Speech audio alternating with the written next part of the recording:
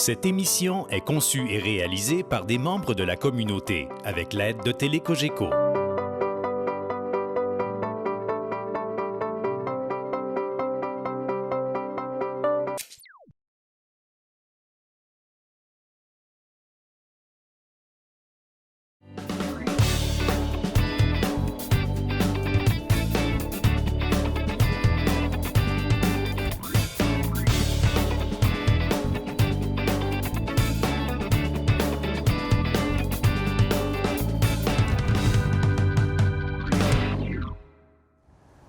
Bonjour, je m'appelle Pierre Robitaille.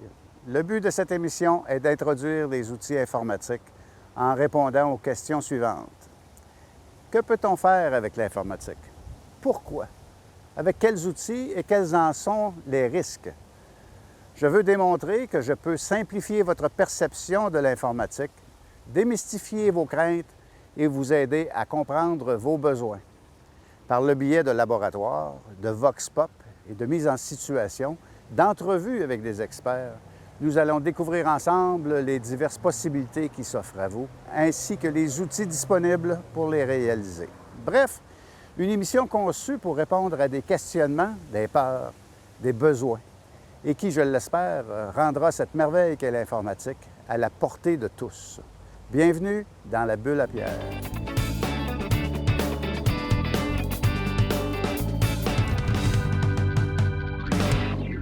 Bonjour. Ça fait plus de 30 ans que je suis trempé dans le monde informatique et je constate qu'il y a encore beaucoup trop de gens qui trouvent que l'informatique, c'est trop compliqué pour s'y intéresser. Et savez-vous quoi? C'est vrai que ça peut l'être, surtout si vous n'avez pas le bon outil.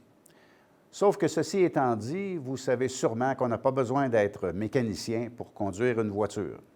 Eh bien, en informatique, c'est pareil. Pas besoin d'être informaticien pour utiliser un outil informatique.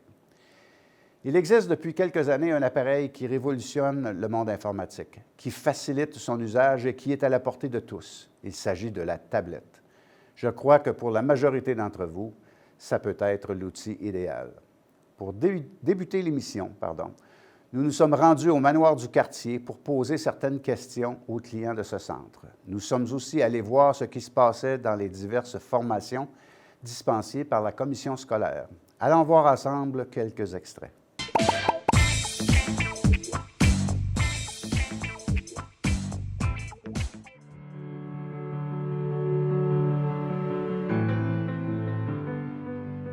On va aller sur appareil photo, ici. Pouvoir m'envoyer des photos sur mon iPad en avant, puis moi, je vais pouvoir vous envoyer une photo aussi sur votre tablette. Si tout va bien, on va pouvoir se rendre là. Vous allez voir, c'est pas très compliqué. Et qu'est-ce qui vous intéresse dans les... Ben moi, je suis venue ici pour commencer à m'habituer à savoir c'est quoi. Je savais même pas l'ouvrir, je savais pas rien. Okay. Puis j'avais peur un peu. Il y en a qui disent, tu vas fouiller. Moi, quand ils me parlent, là, qu'ils vont voir toutes sortes de monde, qui parlent de... Ben là, j'ai dit, moi, j'ai pas envie de venir qu'ils viennent s'aîner dans mes affaires. Je pensais que ça allait plus loin que ça. Je pensais aussitôt qu'on écrivait là-dessus, tout le monde savait ce qu'on faisait.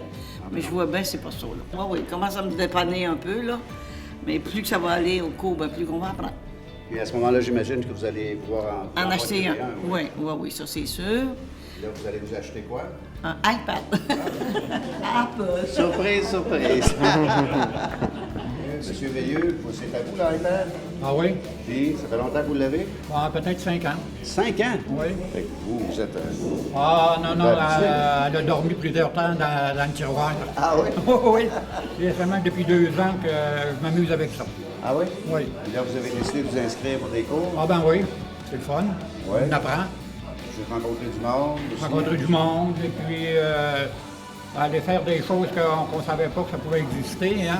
Oui. Comme aller chez Google, poser des questions à Google pour savoir quoi, différents endroits où ça peut être situé. Ouais, je trouve ça merveilleux. Ben oui. Et en même temps, on peut parler avec nos petits-enfants puis les voir. Ça, c'est bien. Ça, c'est le fort. C'est fort, ça. Hein? Ah oui, c'est bien le fun. Leur parler puis les voir, ça. Surtout. Oui. Puis vous, c'est votre iPad aussi? Ben oui, depuis 1 an et demi. 1 an et demi? Oui, puis l'année passée, j'avais suivi le premier cours avec Christian. Oui. Cette année, puisque je suis ici, ben, j'en profite encore parce que c'est un bon professeur. Ah ben oui, c'est ça. Puis moi, c'est surtout pour communiquer avec mes enfants, mes petits-enfants, puis écouter la musique. Ah oui? J'adore écouter la musique puis prendre des photos. Prendre des C'est photos. ça. C'est un bon design, lui. Monsieur Carrier, une question pour vous. Est-ce que c'est à vous cet ordinateur-là? Oui. Vous avez choisi une tablette au lieu d'acheter un ordinateur portable ou un Tiens, ordinateur j'ai à peu près tout ce qui se vend en Apple. J'ai le gros 24 pouces, puis j'ai le laptop. Et puis quand j'ai vu ça, j'ai dit, j'essaie de l'acheter en Floride. Vous êtes un spécialiste là-dedans. Ah non, loin de là. Loin de là. Loin de là. Donc, je suis un migrateur. Moi, je m'en vais au sud à tous les hivers. Mon départ est le 31. Le 31 de ce mois-ci, puis je reviens au mois de mai. Mais ça fait qu'on a du temps en masse pour se recycler. Mais ce petit cours-là, ça éclaircit beaucoup les idées. Madame Giroux, je vois que vous avez. Est-ce que c'est un portable? C'est pas un portable? Je veux dire, Une un tablette, iPad? un iPad. À vous ou à Oui, la- parce que c'est pas pesant. Quand je le traîne dans ma sacoche, c'est pas pesant. Les autres étaient trop Prenez-les pesants. dans votre sacoche. Ben oui. C'est bien ça. Ben oui, ben je parle à mes enfants n'importe quand sur FaceTime, quoi que ce soit. Quand à Toronto aussi, puis les messages, là, à Donc- toutes les soirs. Donc, pour vous, vous n'avez pas considéré un portable ou un ordinateur de Non. table? Oh, non, on peut en savoir toujours plus parce qu'on a besoin de savoir. Même à 80 ans, là, Vous n'avez pas 80. 81. Ben, voyons donc. Même à cet âge-là, Ah, ben, il faut en savoir. Parce que, fait que tu sais, vous avez préféré ça pour pouvoir le traîner avec vous oui, facilement? oui. Moi, non, j'en ai 2 ordinateurs chez nous. À part ça. Oui, ça va bien, oui. Donc, sur son iPad, on va retrouver l'application Appareil photo et vous allez appuyer dessus pour l'ouvrir, comme la semaine dernière. C'est la petite caméra que vous voyez.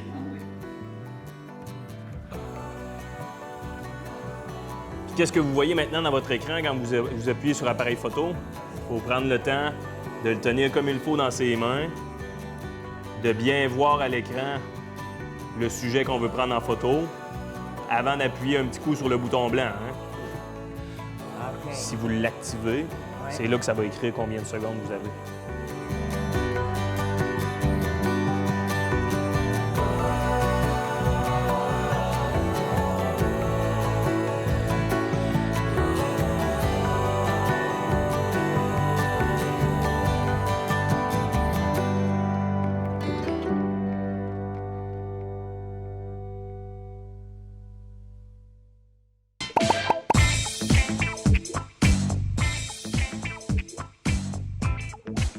Bienvenue dans le studio de la Bulle à Pierre. Sans plus tarder, j'aimerais vous présenter Christian Doyon-Poulain de l'éducation des adultes à Monseigneur-Baudouin et aussi spécialiste des tablettes. Oui, en effet. Bonjour Christian. Bonjour. J'aimerais d'entrée de jeu éclaircir un point important.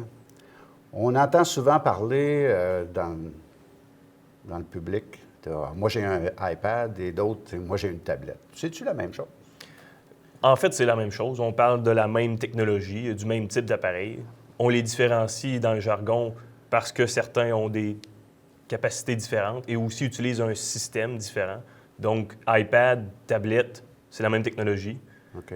Mais lorsqu'on en discute, souvent, on fait une différenciation juste par le terme comme ça. OK, parfait. Mais à ce moment-là, iPad, c'est Apple. Les tablettes, ce qu'on qualifie de tablettes, généralement, c'est quoi? C'est Android? Généralement, ils utilisent le système Android, oui, qui est une autre façon d'utiliser et de programmer une tablette. Mais il y en existe encore d'autres, des Windows, des Linux, qui sont aussi dans la catégorie des tablettes. Et encore une fois, bien, à l'intérieur de la machine, la façon dont ça a été programmé, bien, ça utilise un système différent. C'est comme le moteur indirectement, là, ou ce qui fait fonctionner la tablette. Oui, c'est ça. Et qui les distingue. Parfait. On va aller voir tout à l'heure ce qu'est. En fait, on pourrait même montrer immédiatement là, les différences qu'il peut y avoir dans ces différents équipements-là.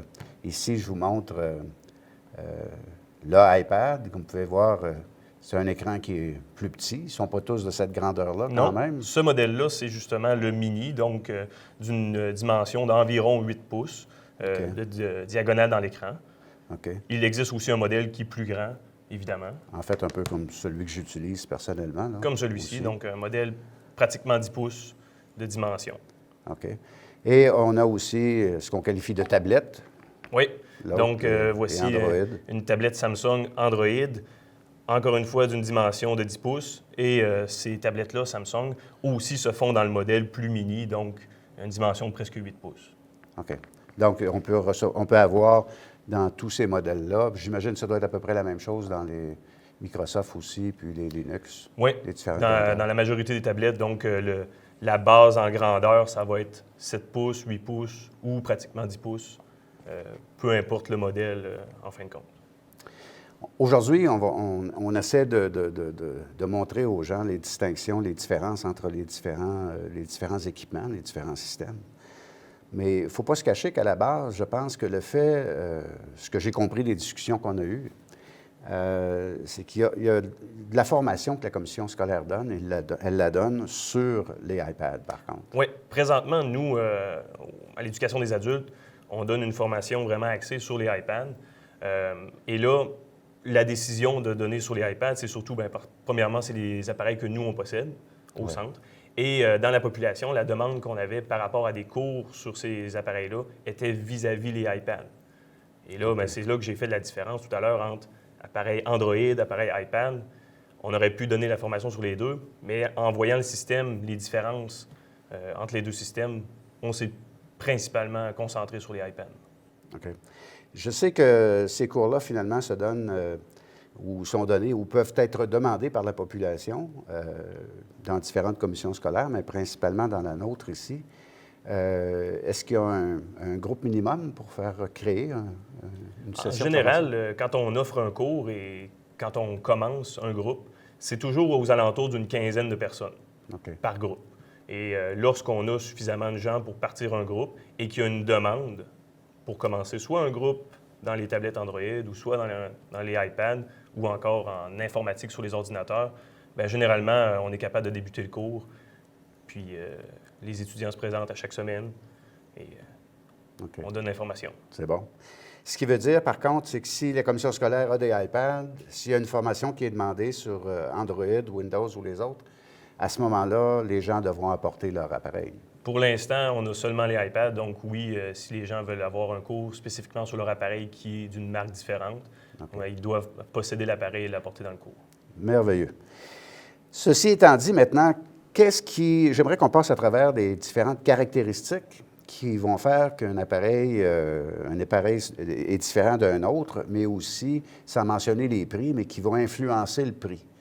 J'imagine qu'un écran de 7 pouces et un écran de 10 pouces n'est pas le même prix, etc. Là, mais les tailles d'écran, c'est sûrement un moyen de... Oui. Encore une fois, il faut toujours vérifier quand on achète un appareil selon nos besoins. Qu'est-ce qu'on recherche comme caractéristique?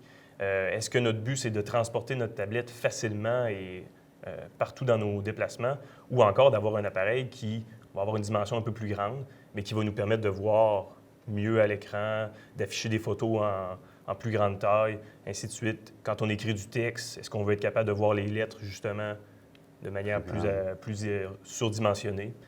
Et tout ça va évidemment faire varier les prix, le coût. Et comme j'ai dit, dans les tablettes, on commence toujours vers un standard, donc soit 7 pouces, soit 8 pouces ou soit 10 pouces. Et dans tous les modèles, on peut avoir ces dimensions-là. Puis selon, il est possible, fait à noter ici, qu'il est possible qu'un écran de 7 pouces soit plus dispendieux qu'un écran de 10 pouces dans un autre modèle d'une autre compagnie. Absolument. Ça, c'est vraiment à regarder. Oui. On parle aussi, puis peut-être plus important du côté du iPad, là, mais on parle aussi de la mémoire vive, le stockage, en fait, au niveau de l'appareil. Puis stockage, ici, on veut faire allusion à, si vous prenez des photos, par exemple, ou des vidéos, ou des choses du genre, ça devient important de savoir que ces photos-là, on va être capable de faire quelque chose et de les conserver. Donc, la mémoire est un élément important, n'est-ce pas? Oui. Et dans les tablettes, encore une fois, il y a un certain standard de mémoire qu'on achète lorsqu'on se procure l'appareil. Et ça va varier toujours entre certaines dimensions, 16, 32 ou 64 gigs de mémoire. Et c'est plus, je dirais, spécifique surtout au iPad, car quand on achète l'appareil, si on a acheté, par exemple, 16 gigs de mémoire, on est limité à 16 gigs de mémoire. On ne peut pas en rajouter par la suite. Tandis que vers d'autres modèles, comme les tablettes Android de Samsung ou les tablettes Windows, bien, généralement, il y a une possibilité de rajouter de la mémoire si on se rend compte qu'on manque de capacité d'enregistrement. Donc, c'est vraiment une grande différence entre les deux. Une grande distinction. Un autre élément où je pense aussi je ne voudrais pas aller dans les détails parce que ça peut s'avérer assez complexe, mais on parle des vitesses des processeurs. Processeurs étant, encore une fois, le moteur, la vitesse de traitement de l'information à l'intérieur des tablettes, je pense qui est différent. Les différents modèles de tablettes, évidemment, plus la tablette est récente, donc elle vient juste d'être disponible sur le marché. Généralement, les processeurs sont donc plus rapides et donc la vitesse de traitement, notre navigation sur Internet, afficher une réponse lors d'une recherche, ainsi de suite, va faire une différence dépendamment du modèle de tablette. Et encore là, que la tablette soit plus petite au niveau dimension de l'écran, ça ne fait pas une différence. Est-ce qu'elle va être moins rapide qu'une tablette qui est plus grande sur la dimension de l'écran? Ouais, c'est important. Le modèle de dimension de l'écran n'a pas d'incidence sur la rapidité. Parfait. Bien sûr, sur ces éléments-là, on retrouve des caméras, fixes, là, caméras standards. On retrouve des caméras de vidéo aussi qui sont imbriquées à l'intérieur, généralement en façade et à l'arrière. Oui. Ça, c'est aussi des éléments au niveau de la résolution, mais j'imagine que c'est pas... Dans les différents modèles, évidemment, encore une fois, lorsque plus le modèle est récent, généralement, la caméra est de meilleure qualité, donc la résolution, l'image va être une meilleure qualité. Okay. Et ce qui est intéressant aussi avec les tablettes et ces caméras-là, c'est que justement, on a une caméra à l'arrière, une caméra à l'avant, et la caméra avant, en fait, permet, dans les deux types de modèles, de passer des communications vidéo surtout. Donc, avec des choses comme Skype ou FaceTime, et c'est directement inclus dans l'appareil, c'est génial pour ça. Merveilleux. Le coût des logiciels, bien ça, j'en parlerai pas trop longtemps parce qu'en fait, ça peut être avantageux d'un côté comme de l'autre, mais je pense pas que ce soit très significatif quand même. Les logiciels sont disponibles souvent sur les deux types de tablettes, autant Android, Windows ou encore iPad. Et la majorité des logiciels peuvent avoir une version gratuite, peuvent avoir une version payante. On a toujours la possibilité de décider si on achète ou on n'achète pas. Et rapidement, un dernier point important que j'allais oublier, mais sur ces tablettes-là, il y a un élément qu'on appelle le Wi-Fi, en fait, qui permet de s'intégrer à un réseau sans fil, soit à l'intérieur de la bâtisse où on est ou dans des endroits publics. Mais il y a aussi des tablettes qui n'ont pas ce qu'on appelle la petite puce là, qui va me permettre d'être sur le réseau cellulaire puis de pouvoir avoir l'Internet partout. Je pense que tous ont à peu près cette distinction-là de pouvoir l'avoir ou de ne pas pouvoir l'avoir? Oui, c'est ça. Dans les différents types de tablettes, autant du niveau Android que du niveau iPad, donc de Apple, on peut avoir accès à Internet soit par le Wi-Fi, l'Internet sans fil, qui va être déjà disponible sur chacune des tablettes. Mais si on désire avoir accès à Internet ailleurs que dans un édifice, par exemple sur la route ou en voyage, bien, il faut pouvoir intégrer la petite carte SIM pour avoir accès. Et là, il faut vraiment vérifier à l'achat, est-ce qu'il y a la possibilité d'intégrer cette puce-là? Sinon, il faut changer d'appareil ou on s'en passe. Exactement. Parfait. Comme vous le constatez, il y a quand même plusieurs points à considérer avant de procéder à une acquisition. C'est pourquoi, avec le concours de nos spécialistes, nous avons monté une grille pour vous aider à prendre des décisions plus éclairées. Ce document est maintenant disponible sur le Facebook de la Bulle à Pierre, sur Twitter de la Bulle à Pierre et sur Facebook de TV Cogeco, Beauce-Appalaches. Vous pouvez aussi m'en faire la demande par courriel à l'adresse apparaissant à l'écran. Maintenant, Christian, il est évident que les gens doivent choisir en fonction de leurs besoins et non en fonction de ce que leurs amis possèdent. En effet, on doit toujours se demander qu'est-ce qu'on veut faire avec l'appareil, quels sont nos besoins, et non nécessairement se laisser influencer par ce que les gens nous conseillent tout de suite d'emblée. Oui, effectivement. Donc, quelques exemples de ça, de besoins particuliers, on en a parlé tantôt, là, mais un rappel rapide là, de... Premièrement, est-ce qu'on veut avoir une tablette de format plus petit ou plus grand? Donc, la dimension de l'écran. Est-ce qu'on veut avoir quelque chose qui se déplace facilement avec nous, qui peut se ranger dans les poches, dans un sac, ou on veut avoir une tablette d'une dimension plus grande pour pouvoir voir mieux à l'écran, observer des photos, consulter des sites Internet et voir une bonne dimension? Les caméras? Les caméras aussi, la résolution de la caméra. Si notre but, c'est de prendre des très bonnes photos et de s'en servir comme appareil photo numérique, c'est sûr que les nouveaux modèles ont de meilleures caméras. Et le stockage, la capacité d'enregistrement de ces différents modèles-là soit la dimension, peut faire une différence. Le support local? Dépendamment, encore une fois, dans votre région, si justement on offre une formation seulement sur les iPads ou seulement sur les Android, ou qu'est-ce qu'on vend dans les différents magasins, bien, peut-être que cela peut vous faire aussi influencer votre choix sur quoi vous allez vous diriger pour vous initier à cette technologie-là. En fait, il y a beaucoup d'éléments à considérer. Absolument. C'est là que la grille va devenir importante, je crois, pour vous tous. On a une question du public?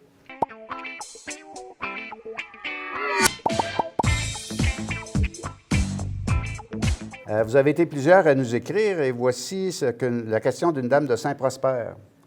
Mon voisin a une tablette qu'il me vendrait. Il veut grossir la sienne. Serait-ce un bon achat pour une première tablette? Bien, c'est une très bonne question. On a quelqu'un qui nous offre déjà une tablette, peut-être à prix modique. Est-ce que c'est une bonne idée de l'acheter? Encore une fois, est-ce que ça correspond à nos besoins? Est-ce qu'à l'intérieur de la tablette, il y a les caractéristiques qui nous concernent, qu'on avait recherchées? Ouais. Dans ce cas-là, est-ce qu'il y a quelqu'un dans notre alentour qui a aussi ce type de tablette-là qui pourrait nous aider si on ne le connaît pas? Ça peut être un bon choix, mais pas nécessairement directement le meilleur choix en commençant si on ne connaît pas du tout l'univers des tablettes et on ne sait pas vers quoi se diriger. Oui, effectivement. Christian, ça conclut notre émission. Je te remercie beaucoup pour toutes ces informations. Merci. Je tiens à remercier aussi le Manoir du Quartier pour nous avoir accueillis. Ça fut vraiment un plaisir de les rencontrer, de rencontrer tes élèves aussi. Oui. Puis ne manquez surtout pas notre prochaine émission, la semaine prochaine, à la même heure. Merci. Au revoir.